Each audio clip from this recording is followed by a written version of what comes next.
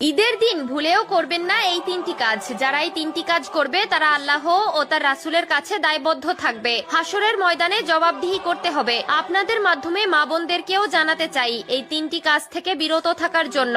ঈদের দিন যারা এই তিনটি কাজ করবে তারা রাসূলের সুপারিশ থেকে বঞ্চিত হবে এবং নিজেই জাহান্নামের রাস্তা তৈরি করে নিবে, কোনো নিস্তার নেই। হাদিসে রাসূলুল্লাহ সাল্লাল্লাহু আলাইহি ওয়াসাল্লাম ঈদের দিন এই তিনটি কাজ করতে বারবার নিষেধ করেছেন। প্রিয় দর্শক, আপনি যদি রাসূলুল্লাহ সাল্লাল্লাহু আলাইহি ওয়াসাল্লামকে ভালোবাসেন অবশ্যই আলহামদুলিল্লাহ কমেন্ট করবেন এবং রাসূলের এই হাদিসটি সকলের মাঝে পৌঁছে দিবেন। 1 নম্বরে রাসূলুল্লাহ সাল্লাল্লাহু আলাইহি ওয়াসাল্লাম যে কাজ করতে নিষেধ করেছেন তা হলো ফিতরা না দিয়ে ঈদগাহে যাওয়া যাবে না। কেউ যদি মনে করে নামাজ পড়ে এসে ফিতরা দিব তাহলে হয়তো কোনো কারণবশত তার ফিতরা দেওয়া হবে না, এটি যেন ভুলে না যায়। এর জন্য ঈদগাহে যাওয়ার আগেই অবশ্যই গরিব দুঃখীদের ফিতরা দিয়ে দিবেন। আপনার কাছে গরিব দুঃখীদের হক হলো ফিতরা, তাই তাদেরকে ভুলেও বঞ্চিত করবেন না। এবং যেই সংসারে শুধু